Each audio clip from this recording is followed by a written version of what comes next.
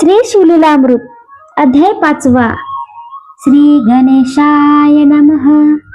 श्री गणेशाला, श्री सरस्वतीला, श्री सद्गुरुनाथांना आणि भगवान श्री सांब सदाशिवास नमस्कार असो, जो सदाशिव या 4 पुण्यकारक अशा अक्षरांचा उच्चार करतो, जो नित्य भगवान शिवाचे पूजन करतो, असा नित्यशिव उपासक हा स्वतः बरोबरच अनेकांचा उद्धार करतो. शास्त्रवक्ते हे पाप विमोचनासाठी नाना प्रकारच्या प्रायश्चित्तांचा विचार करतात, पण जे नित्य शिवनामाचा जप करतात ते इतके पवित्र आणि शुद्ध असतात की त्यांना इतर कोणत्या बाह्य साधनांची आवश्यकता नसते. शिवनामाचा महिमा हा तर थोर आहेच, त्यातच शिवप्रदोष वृत्ताचे आचरण जर घडले तर त्या भक्त उपासकास सर्व सिद्धी प्राप्त होतात.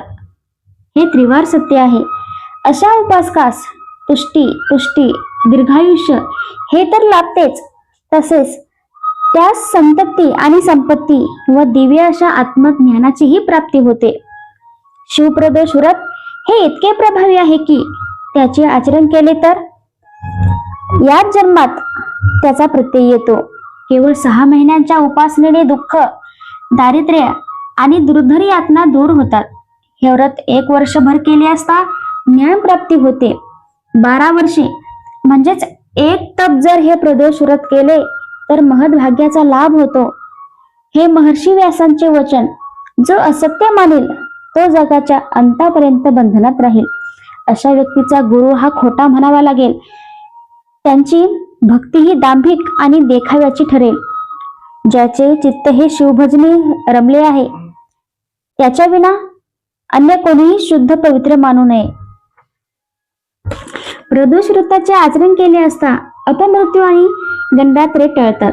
या संदर्भात सुतांनी शौनकादिकांना एक सुंदरशी कथा सांगितली. ती अशी: विदर्भ देशात सत्यरथ नावाचा एक धर्मपरायण, तेजपुंज, पराक्रमी असा राजा राज्य करीत होता. त्याची प्रशंसक त्याचे नित्य गुणगान करीत. या राजाने अनेक वर्ष राज्य केले, नाना सुख उपभोग घेतले, पण त्याच्या मनात शिवभजनाची मात्र गोडी नव्हती. एकदा त्या सत्यरथ नावाच्या राज्यावर शाल्व देशाचा दुसरा एक राजा चाल करून आला. शाल्व देशाच्या राजास त्याच्या अन्य आप्त राजांनीही मदत केली. सत्यरथ आणि त्याची ही प्रबळ शत्रुसेना ह्यांच्यात जवळजवळ 7 दिवस तुंबळ युद्ध झाले. सत्यरथ हा एकटा पडल्याने त्याला या युद्धात वीरमरण आली. शत्रू सैन्याने सत्यरथाच्या नगरीचा ताबा घेतला. सेना नगरीत घुसली तेव्हा राणी इंदुमती ही गरोदर होती. तिच्या पोटी राजाचा वारस वाढत होता. तिचे 9 मास अगदी पूर्ण होत आले होते. त्यामुळे जीवाच्या रक्षणासाठी त्या राणीने धावत पळत रानावनाची वाट धरली होती. त्यातच एक अनर्थ घडला. त्या अत्यंत कोमल, नाजूक आणि त्या तशा अवखडलेल्या राणीस त्या वनाच्या वाटेत अनेक काटे रुतले, दगड टोचले. तिला वारंवार मूर्छा येऊ लागली आणि ती खाली पडू लागली. आपल्या मागे पुढे कोणी दिसते का म्हणून पाहू लागली. आपण शत्रूच्या हाती लागू नये म्हणून ती पडत उठत आणि एखाद्या विजेसारखी इकडे तिकडे धावत होती. तिच्या अंगावर सुंदर वस्त्रालंकार होते. तिच्या दंतपंक्ती हिऱ्यासारख्या चमकत होत्या. तिचा मुखचंद्रमा अत्यंत विलोभनीय होता. पण कर्माची गती कशी विचित्र असते पहा. एरवी सूर्यकिरणांनाही जिच्या अंगठ्याचे दर्शन घडणार नाही तीच राणी मृगनयना, तीच गजगामिनी आता मात्र त्या गरोदर असलेल्या अवस्थेत रानात हिंडत होती. ज्याप्रमाणे नेषद राजाची दमयंती किंवा भिल्लिनीच्या रूपातील सती पार्वती ह्या रानावनात फिरल्या, तशीच ही सत्यरथाची प्रिय पत्नी आता रानात फिरत होती. अशा कर्मनिधीच्या प्रवाहात पडलेल्या, दमलेल्या, श्रमलेल्या त्या अभागिनीला कोण आणि कशी बाहेर काढणार? ती त्या विकल अवस्थेत एका वृक्षाखाली येऊन पडली. ज्या इंदुमती राणीच्या मागे पुढे अनेक दासी झुलत असत, तीच राणी आता मात्र वनात अत्यंत दमनीय अवस्थेत एकटीच पडली होती. या असह्य धावपळीने ती घामाघूम झाली होती. तिच्या घशाला कोरड पडली होती. ती दिलवाण्या नजरेने कुठे पाणी दिसते का म्हणून पाहत होती. त्यातच ती प्रसव पावली आणि तिने एका पुत्रास जन्म दिला. त्या अवस्थेत तिला पाणी तर कोण देणार? तसेच बाळास तिथे ठेवून ती पडत उठत जवळच्याच सरोवराच्या काठी गेली. ती सरोवरात गेली, पाणी पिण्यासाठी तिने ओंजळ भरली आणि त्याच वेळेस एका मगरीने तिचा पाय धरला, तिला खाली खेचली, त्याला फाडून खाल्ले व आपली भूक भागवली. कर्मगती कशी असते पहा. इकडे ते नवजात बालक मातेसाठी रडत होते. त्यावेळी अचानक एक उमा नावाची विधवा ब्राह्मण स्त्री तिथे आली. तिला माता पिता आप्त बंधू कोणीच नव्हते. होते ते 1 वर्षाचे छोटे बालक. ते तिच्या कडेवर होते. उमेने ते नाळेही न कापलेले रडणारे बालक पाहिले आणि ती मनाशी विचार करू लागली, अरे रे रे, हे असे सुंदर पुत्ररत्न कोणी बरं असे वनात टाकून दिले असेल. तसेच ती असाही विचार करू लागली की या बाळाची जात काय, त्याचा वर्ण काय, मी या बाळास असे टाकून कशी जाऊ. ह्याला असे टाकले तर त्यास लाडके वाघ आपली शिकार बनवतील. हा असा विचार करीत असतानाच तिच्या स्तनात प्रेम पाना भरून आला. तिचे मातृहृदय त्या बाळाच्या केविलवाण्या रडण्याने कळवळले. तिच्या डोळ्यातून अश्रू वाहू लागले. तिने चटकन पुढे होत त्या बालकास जवळ घेतले आणि त्यास स्तनास लावले. काय करावे, ह्या बालकास आपल्या सोबत घेऊन जायचे का असेच वनात टाकून जायचे, असा ती मनोमन विचार करीत असताना अचानक तिथे कृपाळू भगवान शंकर हे एका यती वेशात प्रकट झाले.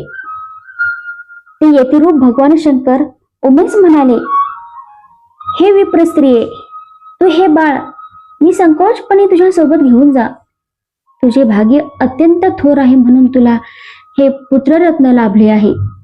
मात्र तू एक कर, ह्या गोष्टीची कोठेही वाच्यता करू नकोस. तू या पुत्ररूपी परिसाचा स्वतःच्या मुलाप्रमाणे सांभाळ कर. त्यातच तुझे आणि त्याचे कल्याण होईल.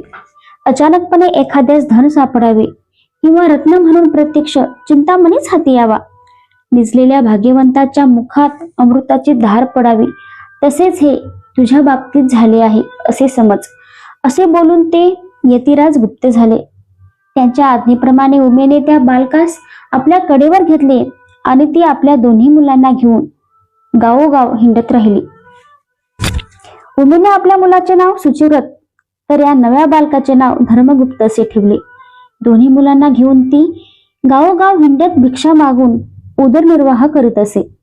तिला कोणी विचारले असता हे दोन्ही माझेच पुत्र आहेत असे ती लोकांना सांगत असे. एकदा ती अशीच भटकत भटकत एक चक्र नावाच्या एका नगरीत आली. त्या नगरीत भिक्षा मागत दारोदार फिरत असताना तिने एक शिवमंदिर पाहिले.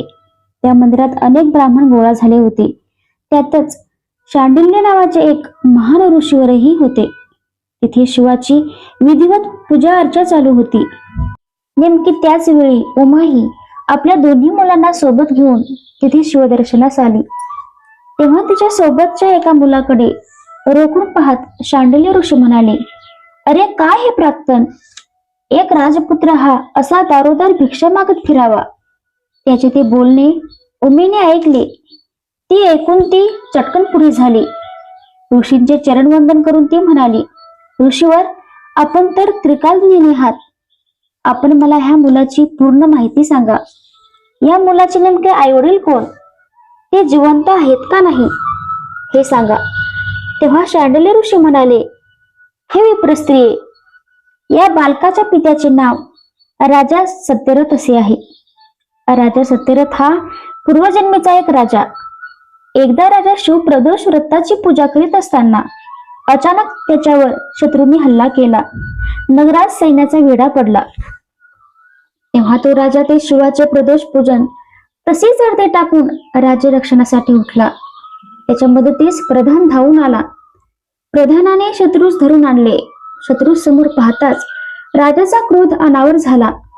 त्याने तिथेच शत्रूचा शिरच्छेद केला. ती पूजा तशीच टाकून उठलेल्या राजाने ती पूर्ण न करताच तो भोजनास गेला आणि पूजा करायची राहूनच गेली. त्या अपराधाची शिक्षा म्हणून की काय, पण या जन्मी सत्यरथ राजा हा अल्पायुषी ठरला. त्यास लवकरच वीरमरण आले. यासाठी कोणीही कोणत्याही कारणासाठी कधीही शिवपूजा ही अर्ध्यात सोडू नये. तसेच त्या सत्यरथाची पत्नी राणी इंदुमती हिने म्हणजेच या मुलाच्या मातेने तिच्या एका सवतीस मारले होते. तीच तिची सवत ही त्या सरोवरातील मगर. तिने गतजन्मीचा सूड घेत राणीस पाण्यात ओढून घेतले आणि तिची शिकार केली. या बालकाच्या हातून त्याच्या गतजन्मात कोणतीही शिवपूजा त्याच्या हातून न घडल्यामुळेच त्यास असे जन्मतः अनाथ होऊन रानवनात पडावे लागले. यासाठीच प्रत्येकाने एक गोष्ट ध्यानी धरावी की कधीही शिवप्रदोष पूजा ही अर्धी सोडू नये, अर्ध्यातून उठू नये, शिवाराधनेशिवाय राहू नये. प्रदोष काळ हा फार महत्वाचा असतो. त्यावेळी भगवान शिव हे कैलासावर भवानी सन्मुख बसून तिच्या समोर नृत्य करीत असतात. त्यावेळी सरस्वती वीणा वाजवीत असते तर इंद्र बासरी वाजवीत असतो. या शिव नर्तनाच्या वेळी ब्रह्मदेव हे वाद्यांचा ठेका धरतात. लक्ष्मी सुस्वर गायन करते तर विष्णू हे त्या नृत्यास अनुसरून मृदंगाचे वादन करीत असतात. शिवाचा परम मित्र कुबेर त्यावेळी हात जोडून समोर उभा असतो.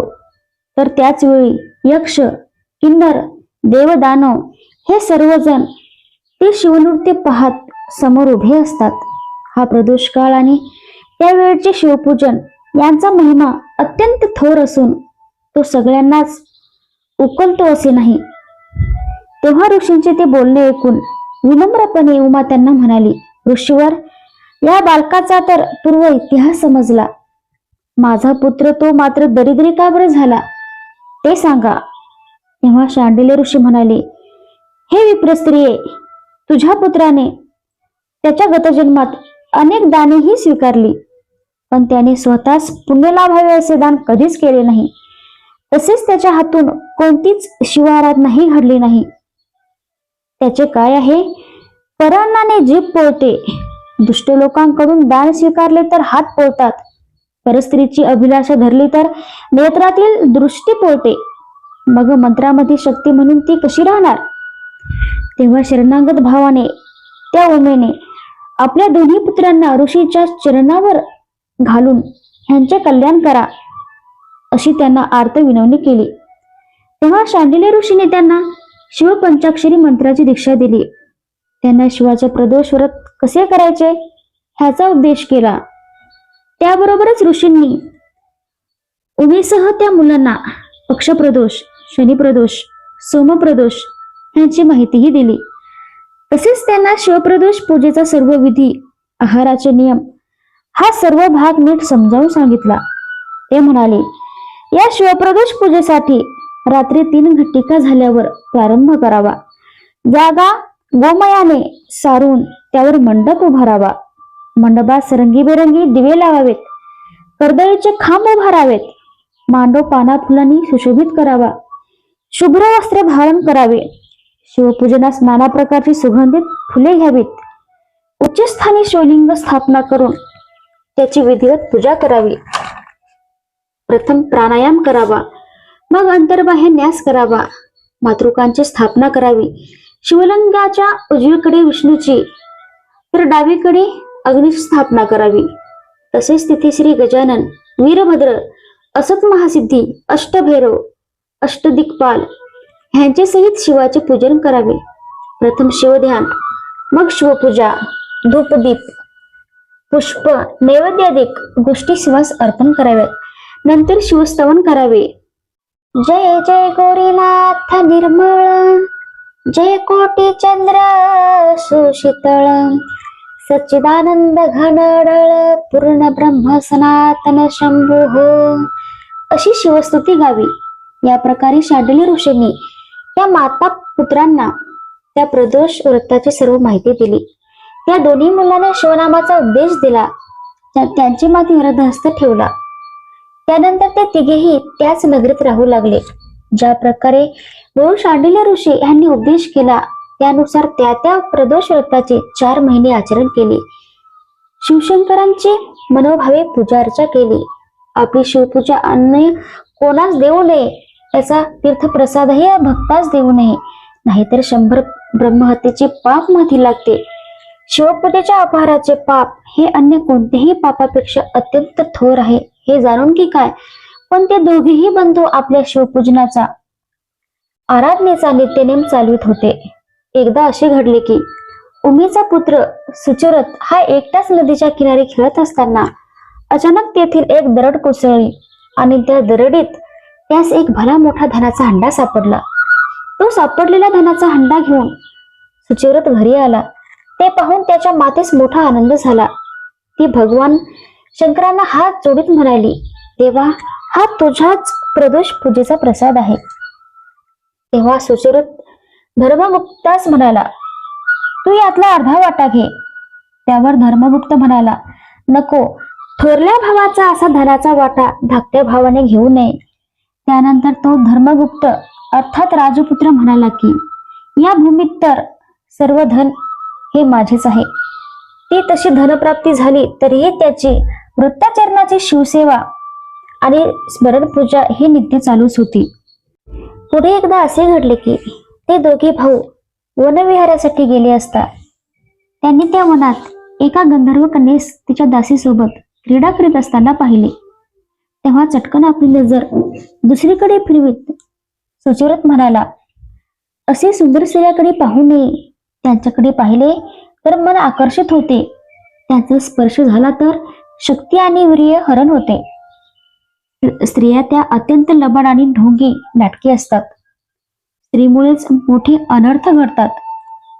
तेव्हा ठीक आहे, तसे आहे तर तू इथेच थांब, असे म्हणून राजपुत्र धर्मगुप्त हा त्या कन्याच्या दिशेने निघाला. तो देखना मदनासारखा सुंदर आणि सुकुमार होता. त्याने जवळ जाऊन पाहिले तर त्या गंधर्व कन्याची मुख्य नायिका अंशुमती नावाची प्रसिद्ध अशी पद्मिनी होती.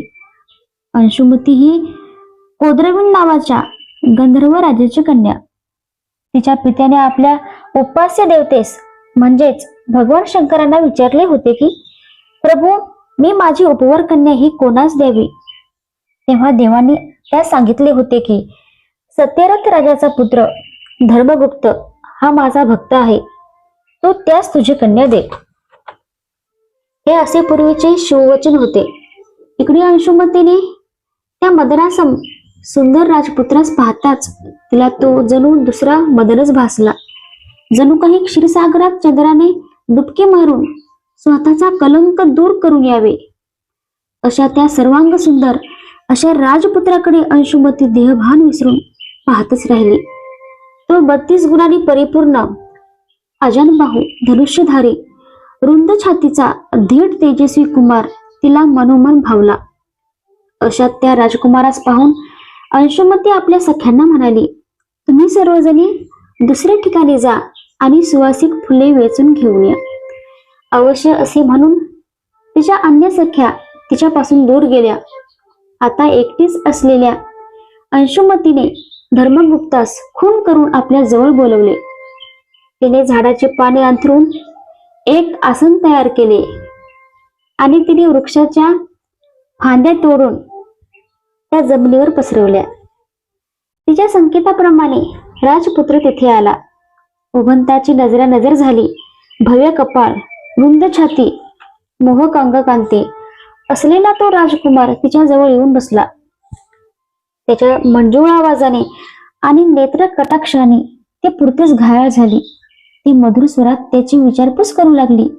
ती त्यास म्हणाली, हे शृंगार सरोवरा, मी तुझ्याच जवळ राहू इच्छिते. तुला पाहताच माझा मनमयूर हा आनंदाने नर्तन करायला लागला आहे.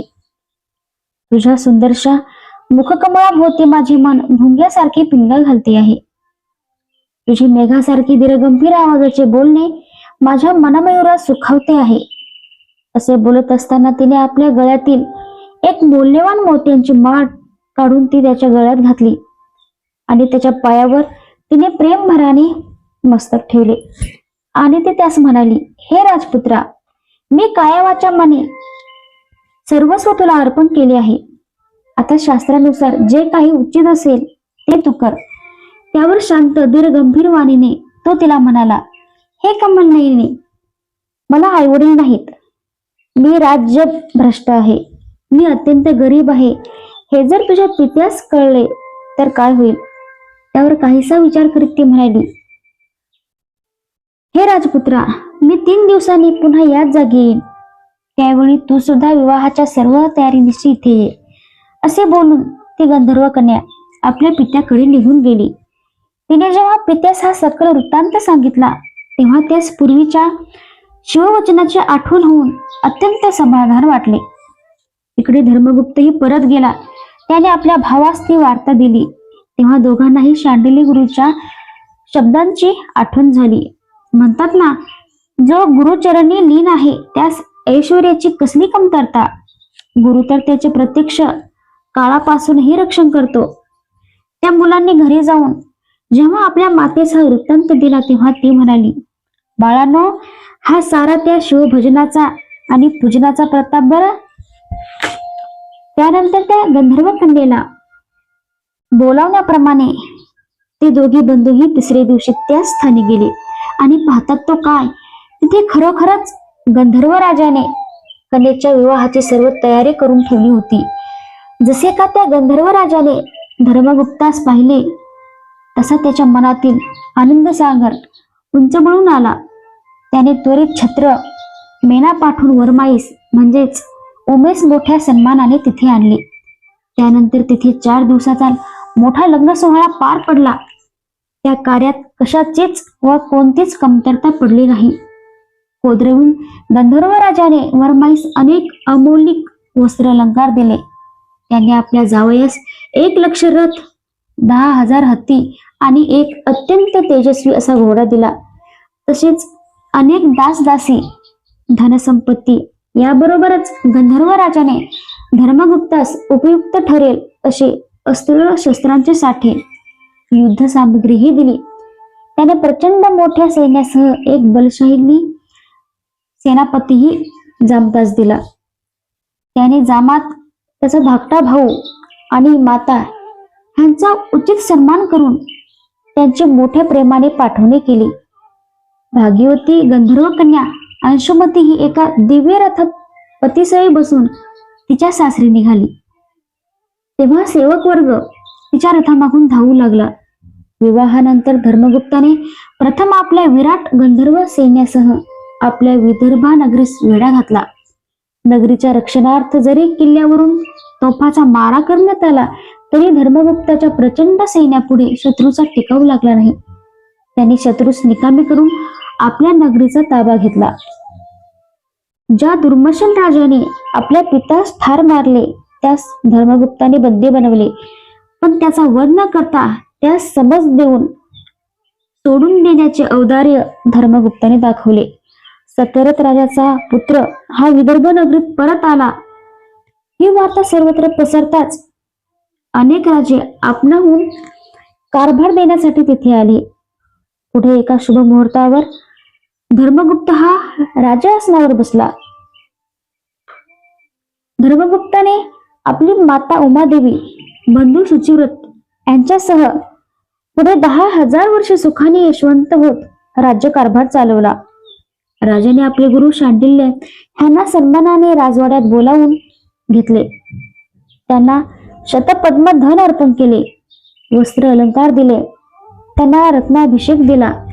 गुरु शांडिल्य यांच्या कृपाप्रसादाने दुष्काळ, पाणी टंचाई, अवर्षण, आधिव्याधी, वैधव्य, मृत्यू, दुःख, दोष, क्लेश, नाना प्रकारची विघ्ने ही सर्व त्या राज्यातून हद्दपार झाली. नगरातील विप्र, ऋषी, मुनी, आतेष्ट यांनी धर्मगुप्तास अनेक शुभ आशीर्वाद दिले. कोणाला कशाचीच उणीव राहिली नाही. विदर्भ नगरीची सारी प्रजा आणि राजा हे भगवान शिवाच्या कृपेने सुखी समाधानी झाले. अशा प्रकारे आता धर्मगुप्त राजा हा राणी अंशुमतीसह आनंदाने राज्य करू लागला. त्यांनी सुचिव्रतास युवराज पद दिले. तोही नगरीच्या प्रजाजनांची मोठी काळजी घेऊ लागला. श्रीधर कवी सांगतात की या प्रकारे धर्मगुप्ताने पुढे 10,000 वर्ष राज्य केले. मग आपला पुत्र सुदत्त ह्यास राज्यकारभार सोपून तो वनात उमामहेश्वराच्या तपसाधनेसाठी गेला.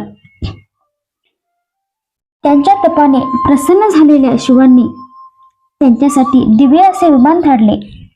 राजा धर्मगुप्त हा दिव्य देह धारण करून पत्नी, माता आणि आपला बंधू यांच्यासह ते विमानात बसला. ते दिव्य विमान त्या सर्वांना कैलास पर्वतावर घेऊन गेले. तिथे त्यांनी भगवान शिवशंकराचे दिव्य दर्शन घेत त्यांना दंडवत घातले. तेव्हा त्या दीनदयाघन कृपावंत कैलासनाथांनी त्या सर्वांना मोठ्या प्रेमाने आपल्या जवळ घेतले. त्यांना आपल्यापाशी अक्षय पदावर स्थापिले. या धर्मगुप्ताच्या आख्यानाचे जे पठण करतील, त्यांचे रक्षण आणि त्यास अनुमोदन देतील, त्या सर्वांवर भगवान शिव हे कृपा करतील. त्यांचे सर्वतोपरीने रक्षण करतील. त्यांच्या सर्व पापाचा क्षय होऊन त्यांच्या घरात धनधान्य यांची वृद्धी होईल. असे भाग्यवंत कर्जमुक्त होतील. त्यांना सर्व कार्यात यश लाभेल. या ग्रंथात वर्णन केलेला शिवप्रदोष पूजेचा महिमा वाचून ऐकून जे भक्त त्यानुसार ते वृत्ताचरण करतील, त्यांना दारिद्र्य व अपमृत्यू येणार नाही, हे त्रिवार सत्य आहे. ज्या घरात हा शिवलीलामृत ग्रंथ आहे, जिथे त्याचे वाचन व पठण चालते, त्यांच्या पाठीशी शिव सदैव उभा असतो. त्यांना अंती शिवपदाची प्राप्ती होते. हा ग्रंथ म्हणजे एक रसाळ असा आम्रवृक्ष आहे. त्यास पद्यरचनारूप अनेक फळे आलेली आहेत. जे निंदक कुतर्कवादी आहेत, त्यांना मुखरोग झालेला असल्याने त्यांना ही रसाळ फळे गोड कशी लागणार. शेवटी रचनाकार म्हणतात, हे ब्रह्मानंद रूपी विरूपाक्षा, तू मला वरदान दिलेस. तू सर्व साक्षी आहेस. तू वाईट कर्मापासून दूर करविणारा आहेस. तू आगमानिगमाच्या आटोक्यात येणारा नाहीस. स्कंद पुराणातील ब्रह्मोत्तर खंडातील शिवलीलामृताचा हा 5वा अध्याय भाविक भक्त प्रेम आदराने श्रवण करत श्री सांब सदाशिवार्पणमस्तु. ओम नमः शिवाय. रामकृष्ण हरी.